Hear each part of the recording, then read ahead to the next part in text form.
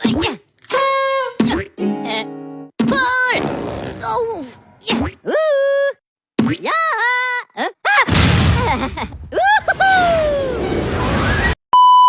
Assalamualaikum warahmatullahi wabarakatuh. Halo, perkenalkan nama saya Hayatunisa. Saya Bagaimana? Saya Nabila Zahra. Kami dari kelompok 10 akan menjelaskan tentang materi pelaksanaan kurikulum guna memenuhi tugas ulangan akhir semester yang diampu oleh Ibu Mafiatul Insyah MPD. Baik, penjelasan pertama yaitu pengertian pelaksanaan kurikulum. Jadi, pelaksanaan kurikulum itu adalah implementasi dari program pendidikan agar mencapai tujuan pembelajaran. Pelaksanaan kurikulum itu dilakukan di dua tingkatan, yaitu tingkat sekolah, di mana oleh kepala sekolah, dan tingkat kedua yaitu di tingkat kelas, yaitu oleh guru. Selanjutnya ada prinsip pelaksanaan kurikulum.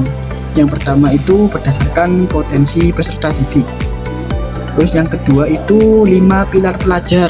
Nah, 5 pilar pelajar ini yaitu yang pertama belajar untuk beriman dan bertakwa kepada Tuhan Yang Maha Esa. Yang kedua belajar untuk memahami dan menghayati. Yang ketiga belajar untuk mampu melaksanakan dan berbuat secara efektif. Yang keempat belajar untuk hidup bersama dan beragama bagi orang lain. Yang kelima belajar untuk membangun dan menemukan jati diri melalui pembelajaran yang aktif, kreatif, efektif, dan menyenangkan. Prinsip selanjutnya yaitu pelayanan sesuai kebutuhan. Pelaksanaan kurikulum itu memungkinkan peserta didik dapat pelayanan yang bersifat perbaikan, pengayuhan, atau percepatan sesuai dengan potensi dan tahap perkembangan kondisi peserta didik. Yang keempat prinsipnya yaitu hubungan guru dan siswa yang hangat.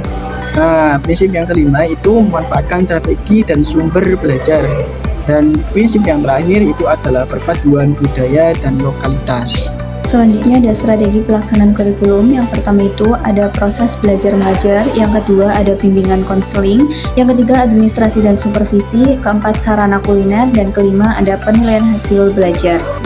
Administrasi pelaksanaan kurikulum. Yang pertama, administrasi dalam pendidikan melibatkan kerjasama. Proses ini merencanakan, melaksanakan, dan mengevaluasi kurikulum. Terus yang kedua ada peran kepala sekolah. Kepala sekolah bertanggung jawab untuk merencanakan dan mengevaluasi pelaksanaan kurikulum. Yang ketiga ada peran guru. Guru berfungsi untuk melaksanakan kurikulum, melakukan evaluasi, dan memberikan bimbingan kepada siswa. Yang terakhir ada terdapat 9 kelompok kegiatan dalam kurikulum. Kegiatan ini mencangkup pengajaran murid, evaluasi, pelengkapan, dan lainnya.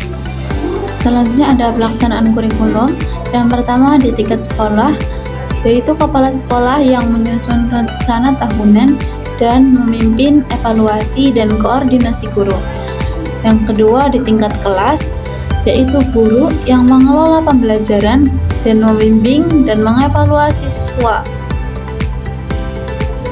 Hambatan pelaksanaan kurikulum. Yang pertama ada kekurangan guru dan tenaga administrasi.